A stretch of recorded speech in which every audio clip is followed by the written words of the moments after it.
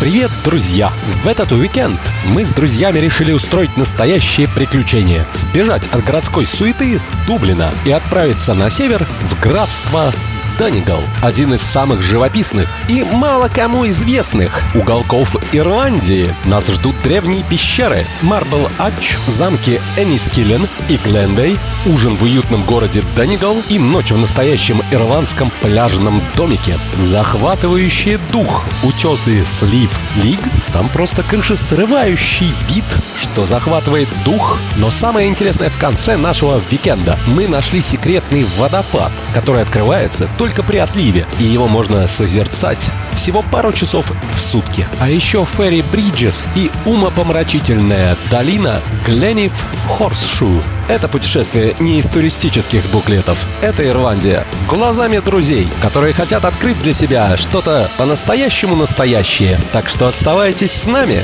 Будет красиво, неожиданно и по-настоящему. Ирландия — это не только зеленые холмы и пабы с Гиннесом, которых только в Дублине насчитывается около 800, и в этих пабах можно зависнуть, так сказать, на недельку. Но это совсем другая история, о которой, кстати, у меня есть видео на канале. Ирландия — это страна древних легенд, дикой природы и потрясающих пейзажей, где за каждым поворотом история. А графство Донегал — это, пожалуй, самая дикая и самобытная часть Ирландии. Здесь нет суеты, здесь правит природа. Океаны, горы, утесы и ощущение, будто ты на краю света. Добраться сюда можно, по сути, только на своем личном транспорте, то есть на автомобиле. Но дороги здесь настолько узкие, что разъехаться со встречным транспортом порой проблематично. Часто встречаются Mohawk Road, как говорят здесь местные, ирокезные дороги. Если Google Maps вам сказала, что ехать час, то смело считайте 1,5. Итак, первая наша остановка — Marble Arch. Эта пещера находится в Северной Ирландии. По дороге в Донегал мы заскакиваем чуть-чуть в Северную Ирландию. И по дорожке вот решили заскочить вот в такой вот кейв. Сейчас пойдем посмотрим ее. Посещение пещер начинается с шопинга, как ни странно. Шопинг, как видите, сугубо туристический и разнообразный. Группе туристов выходит несколько экскурсоводов, проводят небольшой инструктаж, и мы отправляемся по направлению к пещере. Дорога, надо сказать, очень живописная и очень зеленая, собственно, как и все в Ирландии. Поначалу мы спускаемся по долгой такой тропе, лестнице вниз в пещеру. Говорят, там аж километр этой пещеры. Эта пещера имеет более 11 километров подземных ходов, рек и сталактитов, которым ни много ни мало миллионы лет. Впервые сюда рискнули спуститься в 1895 году с каноэ и свечками. Фонариков-то тогда еще не было. Ну вот и наша экскурсия начинается прямо-таки с лодочки. То есть вы садитесь группой в лодку и плывете через пещеру порядка 10-15 минут. Тесновато это долго, конечно.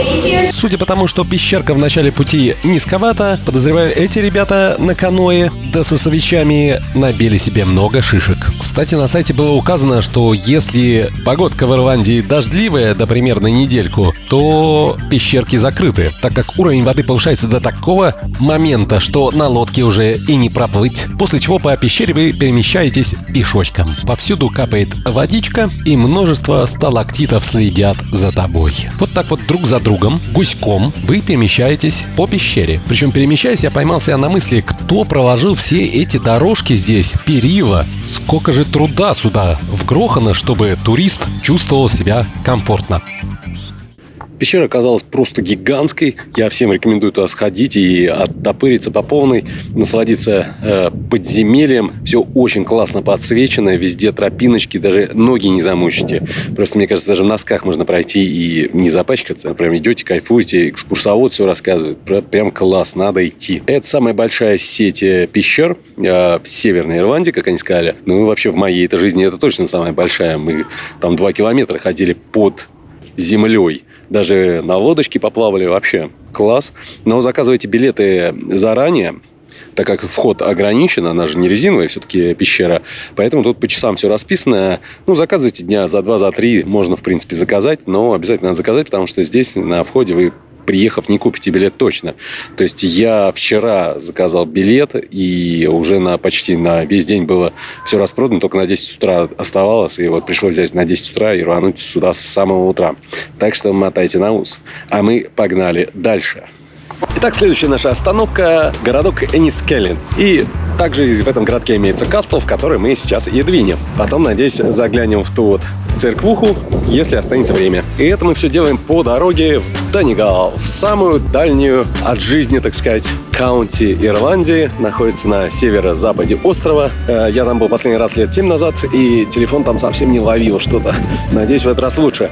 Но, тем не менее, едем в дикость через замки. Эннискиллен – это уютный ирландский городок, что располагается на небольшом острове между двух озер. Находится он всего в 5 километрах от пещеры, так что грех было не заехать. В средневековый замок, что был построен в 16 веке. Городок выглядит довольно-таки уютным и симпатичным. Также родом из этого городка актер Чарли Хьюнем, что снимался в фильме «Сыны анархии». Билетик в этот замок стоит порядка 6 евро. Это в фунтах, там 5, что-то 50 фунтов. На входе нам сразу же популярно объяснили, что сегодня Праут-парад в этом городишке. И основная часть этого парада пройдет прямо-таки в этом замке. Но мы не расстроились, зацепим еще культурную часть жизни этого городка. Этот замок был построен знаменитым ирландским кланом Магуайров. Они были местными лордами и контролировали стратегический проход между двумя озерами. В данный момент в замке находится музей областной. И здесь можно увидеть местный быт жителей, так сказать, от самого неолита до дней сегодняшних. Чистая ирландская находка – замутить прожектор в пол. Технология! При этом не забывайте, что это Северная Ирландия, и она относится к Великобритании. Поэтому одна из экспозиций посвящена участию в Первой и во Второй мировых войнах тех самых ирландцев на стороне британцев. Кепка, говорят, оригинальная с Первой мировой войны. И, говорят, люди военных особо не было в чем готовить. Они в них, в этих котелках и готовили, говорят. Размер, правда, не мой. Говорят, натуральная со Второй мировой теперь.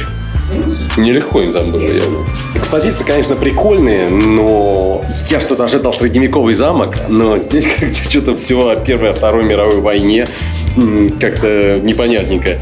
Когда мы только зашли в замок, первое нам сказали, что здесь сегодня Праут-парад, а второе, что я здесь увидел шокирующее, это то, что все про войну и что-то к средневековью не имеет никакого отношения. Вот так вот идешь в средневековый замок, а тут танки. Также в замке имеется галерея с множеством полотен. Вашему вниманию предоставляются традиционные ирландские кухни. Выглядят вот так вот примерно. Если вернуться к вопросу о традиционных ирландских крышах, смотрите. Вот так вот выглядела крыша. И вот так вот он внутри дом был обустроен. Собственно, у всех народов все было одинаково. А вот он и парад.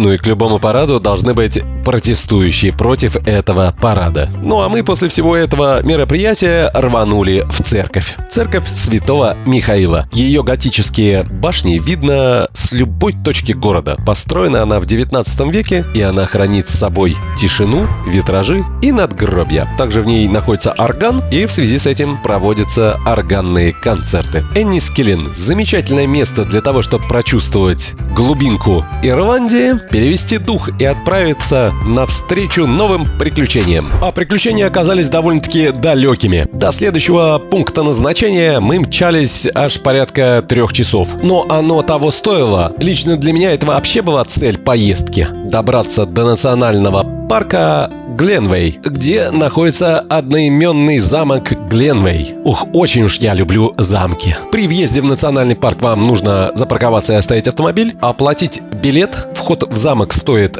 7 евро на человека, и трансфер в комфортабельном автобусе до самого замка стоит 3 евро. Кто хочет прогуляться, может пройтись пешочком, там порядка 2 километров, но у нас, так сказать, время ограничено, берем автобусик. Замок открыт до 5 вечера, а последняя Средняя группа туристов заходит в 4. Это важная информация, если вы едете издалека. Строительство замка было начато в 1870 году и было закончено в 1873 году. Богатым землевладельцем Джоном Джорджем Адейром. Этот самый парниша сгонял в Америку, намыл там золото, набрал лаванды и вернулся сюда и построил этот замок на берегу этого замечательного озера.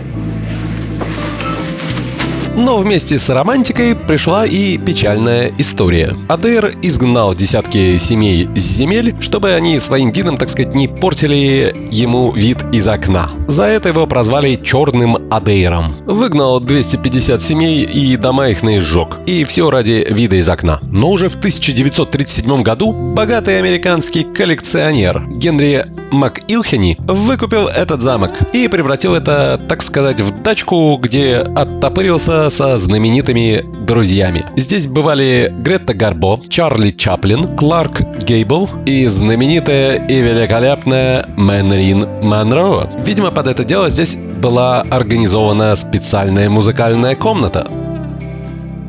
Стены здесь, так сказать, обшиты материалом, чтобы звук не летал вокруг. То есть такая музыкальная комната. Уже в те времена шарили в звуке. А сколько оленей завалили, чтобы это смастерить?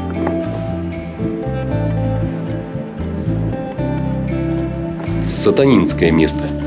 Также библиотеки, комнаты для рисования и многочисленные спальни. Ну, чтоб я так жил. Спали явно в немецком стиле по отдельности. Живу 11 лет в Ирландии. Вот зашел в замок. Ну, честно говоря, в замках, даже в старых замках, то есть спальня, я думаю, в раз 5 больше, чем вот в данный момент у людей спальни в городе Дублин. Я тут недавно в Молдове был. Там у всех такие ковры. Видите, он, видимо, тоже в Молдове бывал. Складывается у меня такое впечатление, что хозяин дома немножко живодер. Все в оленях, в головах, в костях какой-то, болеет, видать. Вернее, болел. И как любой уважающий себя хозяин замка, у него должен быть огородик, чтобы выращивать себе что поесть. Во времена первого владельца здесь явно была картошечка да капусточка, но вот второй хозяин этого замка уже начал облагораживать этот сад, что, надо сказать, контрастирует с дикой природой Ирландии вокруг. Но при этом не портит вид этого озера и гор. Представляете, я вот гуляю по дорожкам, где Мэрилин Монро гуляла и оттопыривалась. А Чарли Чаплин, наверное, ее подкалывал. Был обнаружен уникальный метод выращивания яблок. Смотрите. Чтобы, собственно, высоко наверх не лазить, не собирать их, там не падать, ноги не ломать, а просто вот так вот их тянут в сторону и потом собирают яблочки. И, как говорится, не одним садом. Вокруг замка раскинулась прекрасная парковая зона, в которой находится множество аллей, тропинок, различных беседок, различных скульптур. И все это с феноменальным видом на сам замок, холмы и озеро. Боюсь повториться, но чтоб я так жил. В конце парка обнаружил заброшенную лестницу, куда-то ведущую высоко в небеса. Такое впечатление, что лестница ведет к замку в джунглях. Хотелось бы посмотреть, но, увы, на заборчике замок. Так что, может, когда-нибудь откроют, и, может, в следующий раз, через следующие 7 лет я здесь окажусь и посмотрю. Кстати, МакИлхени передал этот замок и сад и парк ирландскому государству. Оно, в свою очередь, здесь создало национальный парк. Теперь любой посетитель Ирландии может посетить этот замок и на пару минут почувствовать себя Чарли Чаплином, либо Мэрилин Монро. Ох, как не хотелось отсюда уезжать, но приходится отправляться поближе к нашему ночлегу в сам город Донегал. Шедевральное место. Я здесь был последний раз лет 7 назад. Просто кайф. Каждый раз сюда возвращаюсь. Вот прям если еду в Донегал, то сюда еду. Стопудово прям. Будет вариант. Гоните. И ужинаем мы сегодня в столице каунти Донегал, в самом городе Донегал. Ой, ты бозі. Ой, ты сладенький. Ой, как я люблю патисунтик. Каждая каунти имеет свой флаг и свои цвета.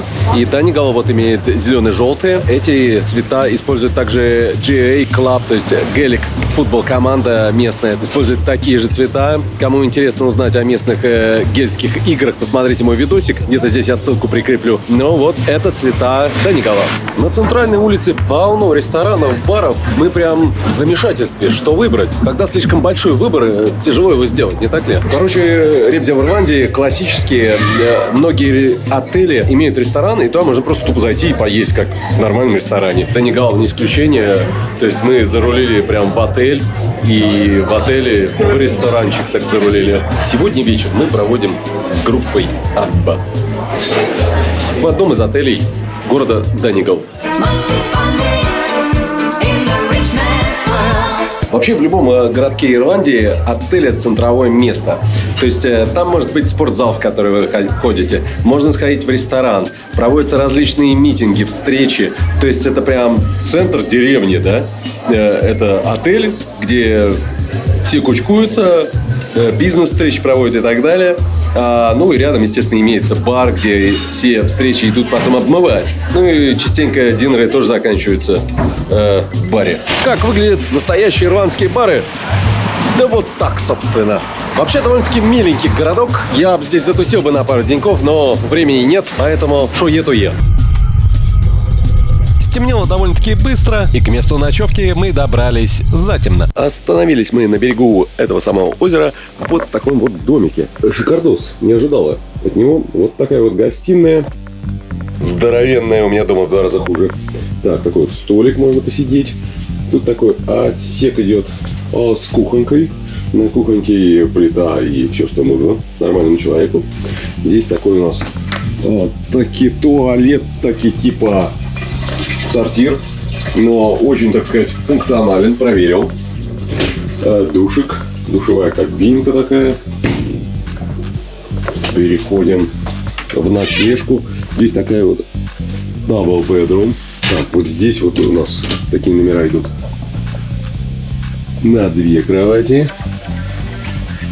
А вот тут также на 2 кровати идут. Есть. Вообще классно, я бы жил в таком. Ну, наверное, зимой-то, наверное, холодно, потому что стены такие тонковатые. Но летом я провел бы лето на берегу озера в таком вот доме. Смотрите, какая красота. И вы только посмотрите, какой вид на озеро открывается. А тут у нас еще и каминчик. Ночевочка порадовала, двигаемся дальше на завтрак, а потом по достопримечалочкам Данигала и Слайго. Завтрак у нас будет в городе Данигал, скорее всего, типичный ирландский. Ну, как и ужин, завтрак у нас будет в отеле, в ресторане при отеле. Ирландский завтрак. Виктория взяла у нас классический ирландский завтрак. 2 яйца пожаренных, сосисочка, бекон, томат тоже жареный, грибок и обязательно бобы в томатном соусе. Это, так сказать, классический ирландский. У меня завтрак вегетарианский. То есть здесь какая-то веганская котлета, авокадик, помидорки, салатик, опять помидорки. Здесь котлетка, здесь баклажанчик завернутый, здесь грибок, 2 яйца и обязательно бобы в томате. Вообще, бобы в томате ирландцы постоянно жуют. А у Вероники у нас какой-то сэндвич. Говорит, яйца Бенедикт. Я не в курсах, что это такое, но вот первый раз увидел теперь. После плотненького завтрака мы жутко мчимся на клиффы к океану. Посмотреть что-то как и хайкануть. Да? Ага. Оставайтесь с нами. Буквально полчаса езды, и мы добрались до клиффов Слив Лик. Типичная ирландская погодка, типичный моросящий дождик. Ну, вообще, в Ирландии, если вы будете в Ирландии, ребята, до любых достопримечательностей возможно добраться только на автомобиле. Поэтому вам придется арендовать автомобиль. А во-вторых, у вас обязательно должен быть капюшончик, потому что дождик здесь может начать и кончиться в любой момент. Ну вот по приезду организована тут такая парковочка. И это наш броневик. Парковочка стоит 5 евро на 2 часа. После парковки до самих клиффов вам придется прогуляться, ну так, минут 15-20 пешочком. Ветер постоянно с Атлантики дует и вас немножко сносит. Но вот когда спрячешься за гору, даже можно говорить. Также обнаружены здесь были знаменитые ирландские краснобокие овцы. Буквально по всем холмам здесь разбросаны. Иногда встречаются синебрюхие виды, но вот в Данигале в основном краснобокие. Этих милых краснобоких тварей здесь просто полно. Встречаются отдельные красношейные виды. Вообще, в представлении обыкновенного туриста Ирландия вечно зеленая. Я не могу сказать, что она не вечно зеленая, но зелени здесь, конечно, хватает. Но изначально Ирландия вся выглядела именно вот так вот. Холмы без какой-либо зелени, абсолютно. Одним словом, когда бриты сюда приехали и захватили Ирландию, они увидели, что здесь вырастить вообще ничего нереально, и решили здесь выращивать лес, из которого потом строили свои города и флот. То есть любые деревья, которые вы видите в Ирландии, они посажены человеком. То есть ничего такого натурального леса здесь в принципе нету. Натурально здесь только холмы и болота. Спустя 15 минут мы все-таки добрались до отправной точки для уже реального хайка. И в этом месте по полной присутствует My Friend. То есть можно пошопиться и затариться сувенирчиками. Вообще можно забраться наверх этой всей горы и пройтись вдоль. Это занимает несколько часов, но у нас сегодня времени нет. Мы хотим еще кое-что посмотреть. Но если вы здесь будете уверены, что вы здесь потратите весь день и кайфанете по полной. Вот прямо вот здесь люди поднимаются, и вот по всему хребту можно пойти прямо в небеса. Мы до небес сегодня не доберемся, где-нибудь на серединке остановимся и пойдем обратно. У нас бонапартовские планы. Слив Лик – это одни из самых больших утесов в Европе. Да-да, они даже выше знаменитых утесов Мохер. Их высота достигает аж 600 метров. Представляете, высота полкилометра, и вы смотрите в бездну. А какой звук океана? Вы только послушайте. После того, как вы отходите от кафешек, начинается настоящая природа. Ветер Атлантики, шум волн, и горизонт сливается с небом. Море в Ирландии, как видите, сливается с небом, но не как на южных морях в голубой цвет. У нас здесь все сливается в серый. Довольно-таки безопасная такая тропиночка, но шаг влево, и вы в вечности. Считается, что раньше эти утесы использовались как место уединения христианских монахов. Подозреваю, медитацией занимались. Уля, притомился.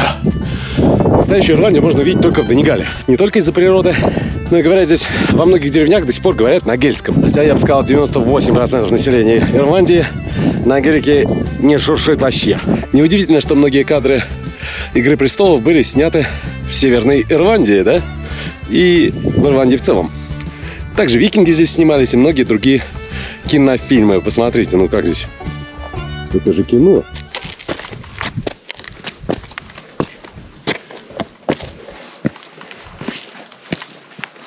На такой тропинке просто чувствуешь себя хоббитом из «Властелина колец». Когда я вырасту, я обязательно сюда приеду в 7 утра и потрачу весь день на хайк по этой самой горе, по этому клифу. Но сегодня я не один. И у нас бонапартовские планы. А вы не забывайте подписываться на мой канал. И вот так вот на клифах никогда не делайте. Можно заказать лодочку и проплыть на этой лодочке вдоль клифов и увидеть их снизу. Думаю, прекрасное зрелище, но я вот не пробовал. Ну а вы, если пробовали, дайте знать в комментариях, стоит ли оно того. Что может быть лучше чашечки чая после продолжительного хайка? Да еще вот с таким вот видосиком. Всем здоровья! Короче, эта надпись обозначает Ирландия. То есть во время Второй мировой войны Ирландия довольно-таки, как минимум, нейтральная была с фашистской Германией и отправляла туда вискарек и Гиннес. И чтобы их не бомбили, а бомбили британцев, да, по всей Ирландии были вот эти надписи, чтобы немецкий летчик, летя бомбить Англию, понимал, что это не Англия, это Ирландия, то есть ему в другое место, если они заблудятся. То есть вот такая противовоздушная оборона Ирландии во времена Второй мировой войны была. Кстати, еще такая история, что когда австрийский художник покончил с собой в бункере, да, единственный президент, который написал скорбное письмо по случаю гибели Адольфа Германии, был ирландский президент. Вот такая вот страна Ирландия. В Донигале имеется место под названием Secret Waterfall. Вот мы идем в этот секретный водопад. Нужно пройти через частную территорию, через ферму, по сути. Вот сейчас будем как-то ломиться. Говорят, туда лучше всего идти во время отлива. Сейчас как раз таки отлив. Сейчас посмотрим, как оно. Таки ферма. Идем взламывать. Должен же я вам дать инструкцию, как до туда добраться, если вы вдруг ненароком будете в Ирландии. Находится это на полуострове Слив-Лик. Гуглите место Largy Viewpoint, пройдя по дороге R263, порядка 250 метров вниз по дороге, по правую сторону вы увидите калитку на ферму. Пройдя через нее, можно добраться до Якияну, ну а там дальше уже на ощупь. Прикольно видно прям, как порода идет такими слоями. То есть здесь все в воде на самом деле, когда прилив. И мы сейчас пытаемся пройти, пока отлив успеть. Hi guys, how far is it? It's just round that corner. Is it cool? Yeah, Yeah? it's worth it. Do we have time? Because it looks like it's coming. Yeah, no, it's not until 3 p.m. Until 3 p.m. We have time? Oh, awesome. Awesome, thank you very much. Когда вы сюда идете, нужно подгадать время, чтобы был отлив. То есть здесь вот это все в воде. То есть я был бы в воде. Сейчас, то есть, чтобы увидеть это место, секретный водопад, нужно прийти, когда отлив. То есть в данный момент отлив, и у нас есть шанс это увидеть. Не иди сюда, здесь супер скользко. Короче, в некоторых местах здесь приходится даже разуваться, чтобы дойти. Но мы не отступаем.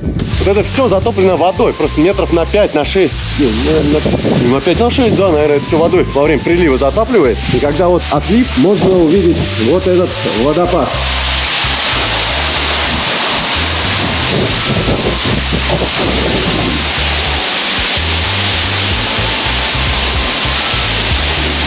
Сыровато, конечно.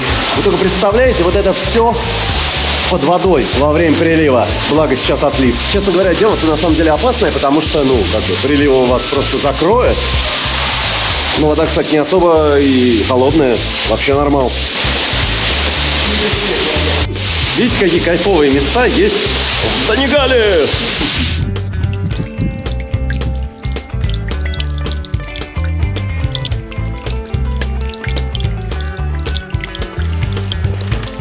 Сумасшедше красиво. Донегал рулит. Ребят, подарите вот такой мне домик на колесах, а? Очень буду признателен. И следующий наш пункт назначения — Fairy Bridges. В переводе «сказочные мосты». Таки волшебное место. Это природные морские арки, выточенные природой в течение тысячелетий. Местные легенды утверждают, что здесь живут феи. В древности ирландцы считали, что это магические мосты. И если пройти по ним, можно попасть в мир фей. Также неподалеку имеется стул желаний, присев на который можно загадать желание, и оно обязательно сбудется. И к бабке не ходи. Кстати, Ирландия, особенно западное побережье, очень популярное место у серферов. Вот только нужно одеть тепленький костюмчик. Что-то погода у нас тут распогодилась, так что дальше я буду вещать из машины. Мостики фей, конечно, прикольные и выглядят, как будто это чудо природы. Но на самом деле я обнаружил, что там поверх залита плита бетонная с кусками арматуры торчащими, а потом сверху это заросло травкой и выглядит такие вау! Но только вау. Но все равно выглядит прикольно. И вот мы добрались еще до одного чуда, таки ирландского света. Гленив Хорс-Шу. Совсем недалеко от шумных вод Атлантики скрывается великолепная долина, одна из самых загадочных и атмосферных в Ирландии. Здесь пролегает кольцевая дорога, окруженная величественными горами. Дартри. Здесь кажется, будто время остановилось. Никакого шума, только природа. Как будто ты попал в фэнтези. Узкая дорога, мхи, развалины и пещеры. Ну и, конечно, немножко овц, ну куда без овц в Ирландии. Это место известно не только своей природой, но и существует легенда. Согласно сказанию, Диармуид был воином в свите великого Финна Маккула. И этот самый Диармуид влюбился в невесту Маккула, в прекрасную Грайне. И вот любовники сбежали, их преследовали по всей Ирландии, и одну из своих страстных ночей они провели в пещере скалы Гленив Хорс-Шу. И, видимо, с тех пор эта пещера называется их именами — Диармуид и Грайне, которую можно разглядеть высоко в горах.